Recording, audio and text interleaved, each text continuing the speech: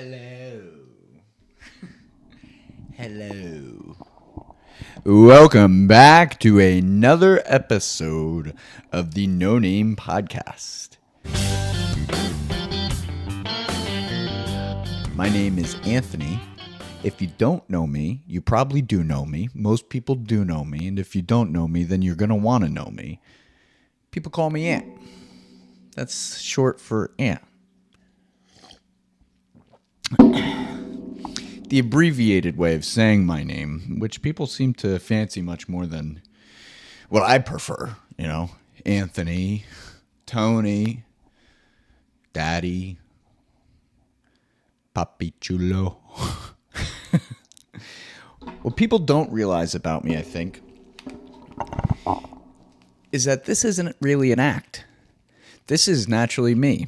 I'm basically out of my mind, and when I can remove all the distractions from life, which is pretty difficult at 29 years old, I'm actually a pretty fucking fantastic individual. I'm just saying. I mean, it's not much, but it's me. It's honest. It's honest. It takes hard work.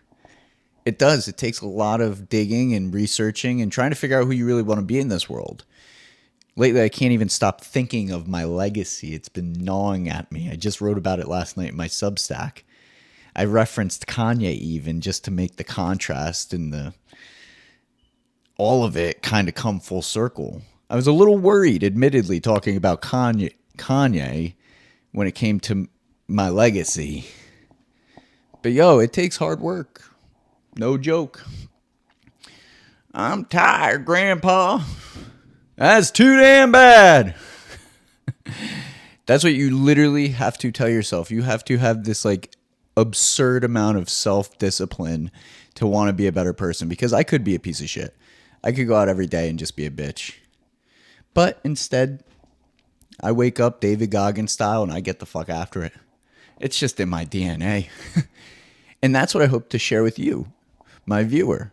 The person that watches me week over week and probably wonders, what the fuck is wrong with this guy? Andrew Dice Clay talking here. What the fuck? Hey, Jerry. Hey, Jerry. It's Dice. If you don't know Andrew Dice Clay, he's actually one of the first comics to sell out MSG back in the day. And it is hard to believe because that guy does not have one fucking funny bone in his body. Just the other day, he was actually on social media following Jerry Seinfeld through Central Park, videoing the encounter. And of course, Jerry being Jerry doesn't want anything to do with anybody. He's just like, I'm fine, leave me alone, I don't want to be bothered. He's like, AI, what's AI? And Dice is following him. He's like, Jerry, it's your fan. It's your fan, Jerry. And Jerry will not look at him. He's like, Jerry, it's Dice. He wears this all black jumpsuit all the time. Black vest, very leather, pleather. I don't even know. It looks like an 80s couch from your uncle's house if he lived in Miami. And Shane smoked a lot of cigarettes. Probably did some cocaine too. A lot of cocaine was involved. You really can't get Miami without cocaine. It's really just not possible. It's like, what speed are you on? Well, all of them. And this week, I feel like I'm just moving fast. Everything is moving fast. I'm begging everything to just kind of slow down because I'm like, oh my God. Why is this happening to me? I even prepared some of my thoughts today because I was so distracted. And that's kind of the burden of being almost 30, I think. Or pushing 30 is you're going to be an adult and you're going to have to face that. You're going to have to deal with that bullshit. It doesn't matter if you like that. It doesn't matter how you feel about it. It doesn't matter who's pissing you off today. It doesn't matter how stressed out you are. It doesn't matter how much you really, really need a second, because when life hits, man, it keeps hitting. It keeps boom, boom, Rocky style, boom, coming in for another one. But it says a lot about the person that can really rise up off the canvas. And I've always considered myself that person. I've always thought, okay, I do the best when I'm under pressure. I do the best when I'm stressed out. I do the best when the fire alarm is going off and the snooze button is ringing in my head. But those dreams, man, they don't come to life without this kind of hard work. Those dreams that you have cannot be forged through the flames of life without the rigorous curriculum of life hitting you and hitting you fucking hard. So sometimes you have to wake up David Goggins style. It has to happen. Like last week, for 3 consecutive days. Consecutive. Every time I use that word, I think of Cat Williams doing that skit where he's in jail. He's like talking to his girlfriend. And she has this like newborn baby. And Cat Williams has been in jail for like 15 years. And I don't know the exact words he used, but he like looked at Officer Matthews. And he's like, oh my God, that's Officer Matthews' baby. She's like, no, that's your baby. And he's like, I don't know what you're talking about, but I've been in here 16 consecutive years. One followed by the very fucking next. Cat Williams is crazy. He just lit somebody up actually at his Phoenix show this last week. Because they screamed out, a heckler screamed out, America sucks or something. And he jumped on them like white on rice. Flies on shit, Cat Williams. I would not want to go toe-to-toe with Cat Williams. I wouldn't mind going back and forth with really anybody, but not Cat Williams. He just seems so relentless. So relentless. You have to have kind of that ruthless mentality about you. Because what I'm realizing recently is I used to take such a passive approach on life. I'm going to do my work, I'm going to work hard, and things are going to happen for me. And I would be remiss if I said they didn't, because I've been so fortunate due to my hard work. But there came a time when I stopped going after it as hard. I took a step back and said, well, my things will speak for themselves. What I do will speak volumes, and I won't have to forge it through fire and brimstone. But recently, everybody has been showing me it's quite the opposite. Close friends, family, parents of my employees, which I won't get into. I feel like I'm in high school. I'm surrounded by so much drama. It's like people don't even want to do good for themselves anymore. I remember being 18. I wanted to do good. I was willing to work hard to do good. I moved out at 17. I spent my entire teenage years going through high school thinking, God, why am I so behind? I wasn't behind. I got into school a year before most people would, because back in the day, you could kind of finesse things. And my mom worked for the town, which meant I got to go into school sooner because she needed to go to work. When I graduated high school in 2013. I was 17 years old. I had just turned 17. I spent so much of my time thinking, oh my God, I'm so behind. Truth be told, I was fucking ahead. I had no idea. I couldn't even believe it. I beat myself up for so many years thinking, wow. I moved out. I needed my independence, and I fought hard for that. I don't think I ever stopped fighting hard. I moved back one time in the last 10 years to kind of sort some things out when my dad died, and I was going through a divorce at the time, so there's a lot of things kind of at this like fork in the road. And it's okay to ask for help, but that's something I had to learn to do because I always had this like ego block. I thought if I asked for help, people would hurt me. I thought if I put myself out there, it would give people an opportunity to take advantage. It's something I think about regularly to this day because I interact with so many incredible people, but so many important people. I have important clients for my full-time corporate job. I interact with some of the most amazing people at comic clubs, shows, and I always want to make a good impression on these people. But I think I learned how much that was actually holding me back. I learned that through reading about my legacy. What is my purpose? All last week, I couldn't stop telling. I said to Will one morning, it was like 7 o'clock in the morning. I said, Will, I've been reading about my purpose. Can't even help it. I was so excited, man. I was like, yo, I think I'm figuring something out because somewhere along the way, and I wrote about it extensively in my Substack last night. If you don't have access to my Substack, please subscribe, check it out. All right. I love writing. Nothing I love more than writing. Nothing I love more than writing and broadcasting and this with you. Because through sharing our own experiences, we learn that there's a better way to live. That's the bottom line. We learn through sharing that there is a better way to be a part of this experience and to enjoy this and to love each other a little bit differently. And in a world that is so polarizing, it's, life is visceral. It is meant to be felt in your core.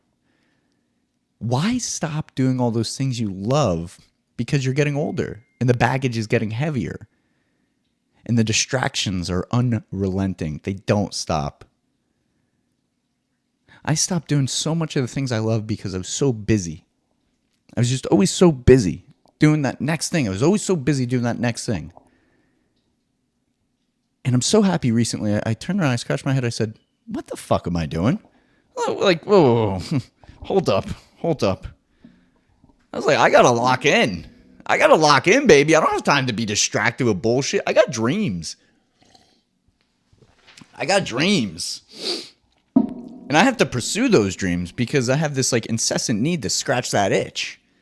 I can't just let things go. I don't know what it is. It's not in me.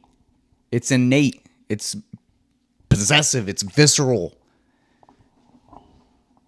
You need to lock in. Lock the fuck in. Dice Clay style. Dice. Seinfeld is Dice. I actually picked up a show last week where I got to see Jerry Seinfeld, which was really spectacular. I was like, oh my God, that's Jerry Seinfeld. I went to support a fellow comedian because I was so mad that I had put comedy aside over the last few months because I was so busy pursuing my career. And trying to find that balance is difficult. It really is, because you run out of time. You have less and less of it. But I never want to be in a position where I stop doing what I love. And I think that's what I learned most about my legacy that I want to share with you. Your legacy cannot be left behind if you leave yourself behind. You need to know that if you want anything in life, you have to dream. And you have to wake up from those dreams and get the fuck after it. It has to be that easy. David Goggins style. Nothing stopped David Goggins. If you don't know David Goggins, he's actually a former almost made Navy SEAL that never seemed to give up, man. This guy's just he's got the will to live through anything, you name it. It was funny last week because right at the intersection of me trying to figure out my life's purpose, which I always thought I knew. I always just thought I wanted to be a writer. I wanted to be the best in hospitality and work with some of the finest people in the industry. I wanted to be on stage more than anything and do broadcasting and do this, what I love. Those things will never change. But I started thinking, right, about that legacy that I was leaving behind. And I said it to a girl. I said, is this a guy thing? She's like, yeah. It's like, okay. Just like a girl wants to fix a man wants to fix himself. It's very strange dynamic. But to even talk to you about this stuff openly has added to my legacy because I was never one to be able to just use my words. I was never one to just be able to say what I needed from the world and just talk about the shit I loved. It's just like little things like that. And while I was trying to figure myself out in the last couple weeks, I ran into nothing but distractions. And I saw them, and I giggled. I'll give you an example. For 3 days last week, I was trying to tell you this before, but I started thinking about how much I love Cat Williams. Cat Williams really is fantastic. For 3 consecutive days, I had dreams of bees in my ear because I heard something from a work colleague. I won't say whom and what, but it was troubling. It was troubling, and it actually moved me closer to what I love, which is a painful idea because what I love is a labor of love. And it's not one of those things that puts food on the table, right? Hey, how you doing? Subscribe to my OnlyFans? Just kidding. I'm not selling my feet pics. I had these dreams of bees in my ear. And I had a long conversation with my little sister, Isabella, about how hard life was treating her. She just turned 18. I'm really excited for her because her whole life is ahead of her. And she carried on and on and on. I can't get out what I want. I can't go where I want. I can't see who I want. I can't do this. I can't do that. All the things I can't do. In my head, I just spent the last 12 years trying to figure out how can I do all the things I want to do, right? How do I stop focusing on what I can't and start doing more of what I can, what I want. It was eye-opening for me because I was dealing with what I thought were real legitimate issues. Bees in my dreams were just annoying as fuck. I'd wake up in the night, scratch my ear, because it felt like there were bees in my ear, man. It was driving me crazy. I couldn't sleep. It was driving me fucking buck wild, man. I didn't like it. So I said, I need to start changing some stuff. And I've been doing that the last few months, which is kind of my saving grace here, because as much as I want to bitch about it, I've made some really conscious efforts. I've made some real good choices, I feel. I've made some realistic sacrifices that'll put me closer to my overall goal. And when I think of my overall goal, I think of my 20-year plan. That's how far ahead I'm looking. This is nothing. This is a drop in the bucket. This is fugazi. It's like nothing. It's like doesn't even exist. It's like seeing a unicorn. You're not on mushrooms. You shouldn't be seeing unicorns. Stop tripping. Stop tripping. Lock in. Lock in. Look in. You have to. It has to be done. Stop scratching your head and start to think real deep about what you want in the next 20 or 30 years. Because by the time you realize the time is here, the time is gone. And you don't want to look back and be, feel like you missed out. You didn't do what you really loved or really wanted. And I started waking up early last week to try to get ahead of my day. 5 a.m. Quite early for me. Quite early. I'm more of like a Snorlax. Sundays here, I'm snoozing. Don't call, don't text, don't care if the building's on fire. You need this time to protect your peace. I don't have this kingdom of solitude just so it can be fucking interrupted by text messages and social media notifications. As much as I love those things and they are part of me innately, I always feel there is time to set aside for me. I'm crabby about it, man. Don't fucking fuck it up for me. I don't ask for much of the world, but when I need me time, I need me time. And just when I was really at the intersection of who am I last week, it was about 5:15 in the morning. I cranked on the dishwasher. I figured, let me get ahead of this. I got a long 2 days. I'm not going to be really able to do what I got to do. Let me get ahead of this. So I crank on the dishwasher. Not thinking anything of it. I go to my computer, right, in another room, and I'm teeing up some hate emails to go out like 2 or 3 hours from now, right? Dear such and such, regards, Anthony. Have a great day, right? Office stuff. I'm an office guy. You might be an office girly. I'm an office guy. We come from similar worlds. The same, not exactly, but similar. All of a sudden I hear psst.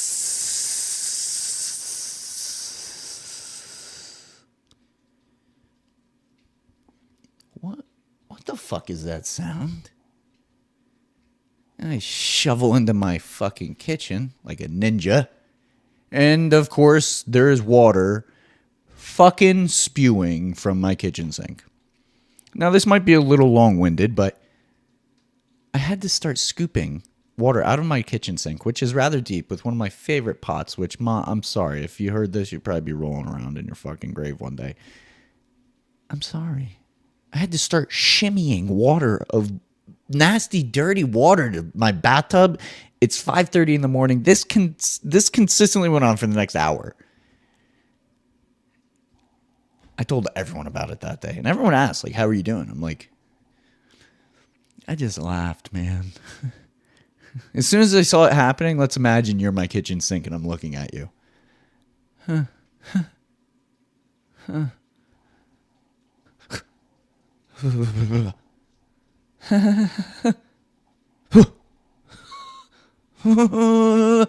Fuck! It is not easy adulting. I don't care what they say. Those are the little things that kind of gripe my ass. They really burn me up because it's like you try to do the right thing. You're already kind of down and out, scratching your head like, what the fuck is wrong with me? And now this? I told everyone about it that day. But I didn't let it stop my groove. I had a day to get after. And you always got a day to get after, so don't forget that.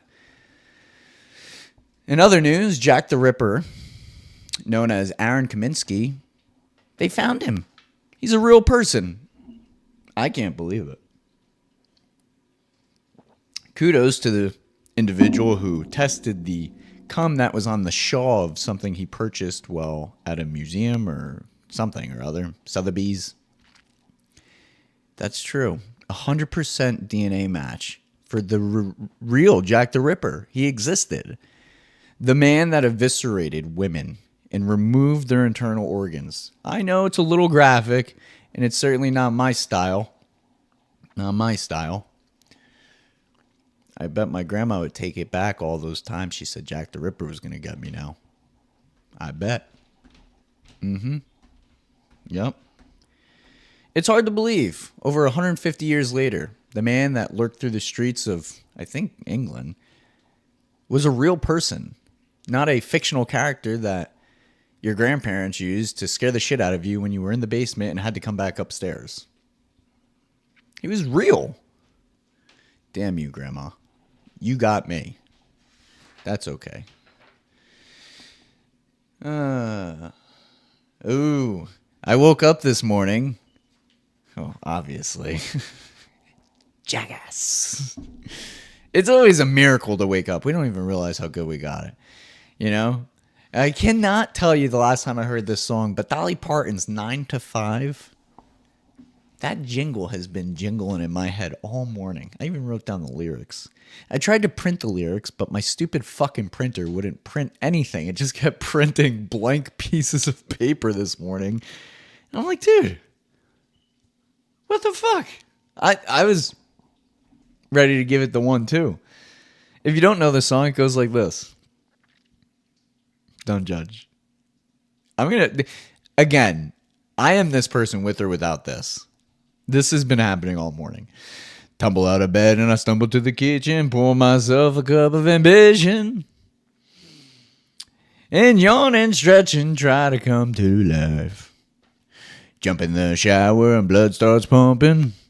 Out on the street the traffic starts jumping, with folks like me on the job 9 to 5. And then it carries on. Working 9 to 5. And it feels alright. I got problems. It's what keeps me sane. I can't get this song out of my head though. I don't even know the last time. I honestly heard the song months ago and thought, gosh, I forget the name of that song. And this morning I woke up, I was like, oh my God, that's Dolly Parton's 9 to 5. Like, I gotta listen to it. It's just so catchy. I think it gives me that, like, it sounds very similar to the Lion King. I think it's the Lion King scene where the kid's like jumping around. The fucking tiger. What's that damn thing? The lion. Whatever. He's like jumping from rocks to rock, and he's like growing up as a little Lion King dude. My favorite part of Lion King is Pumbaa. Pumbaa's a funny fucking guy, man. I wish I had more Pumbaa references right now because, man, stuff like that really keeps you youthful. You have to be able to laugh at your own shit, man, because the older you get, the more you're going to realize people aren't having fun.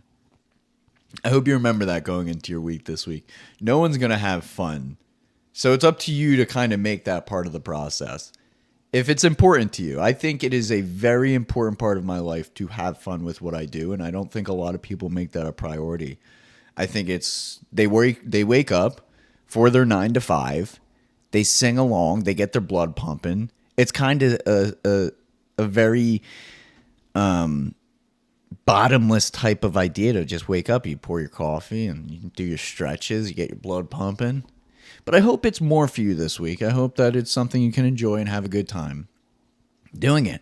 Being a part of the process, making that visceral moment, the I'm David Goggins style, get the fuck after it style.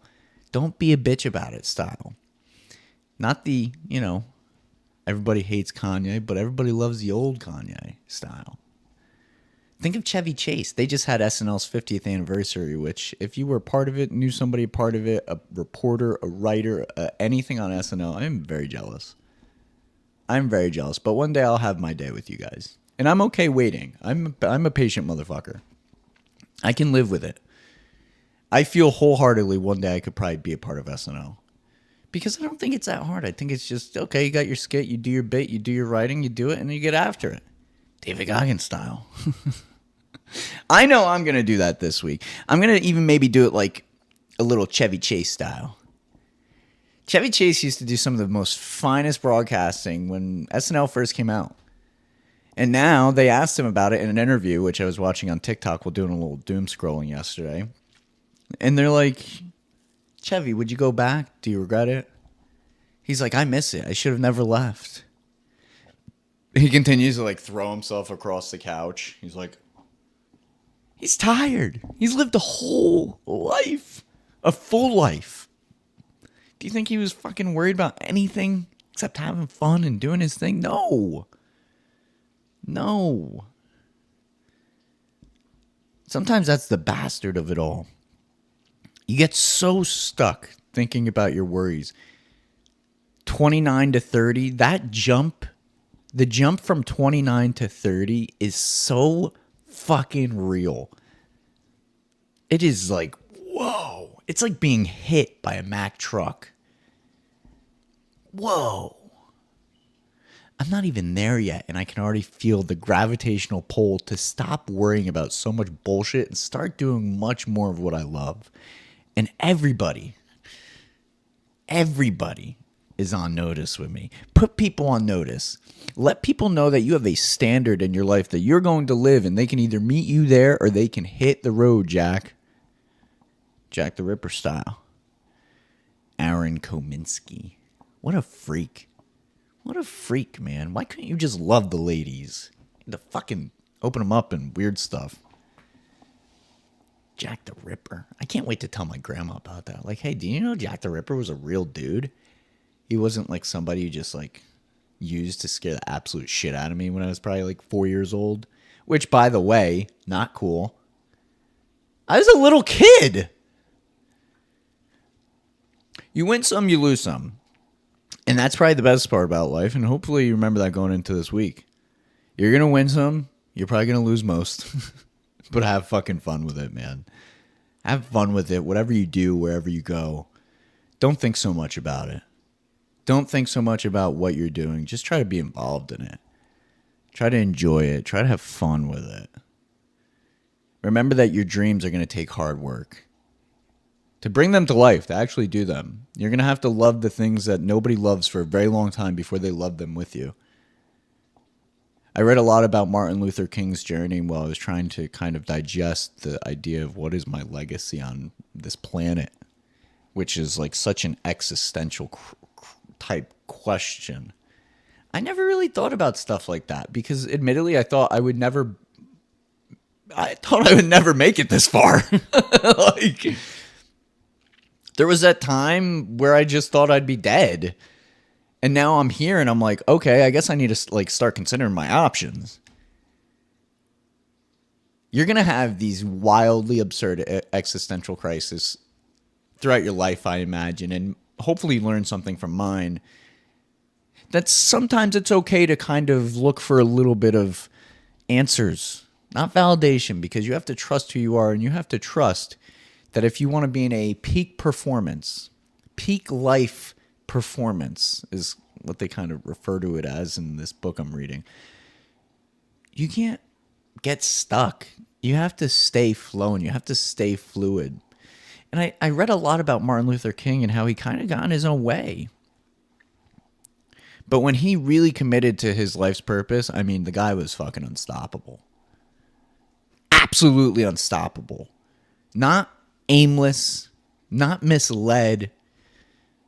It didn't matter how uncomfortable the pursuit was for him. The goal was the goal, and there was no length he was not willing to go to hit that goal. Love it, baby. Love it, breathe it, be in it. Fuck the rest. Hey, Jerry, it's Dice. If you know Andrew Dice Clay, then get fucked. And have a great week.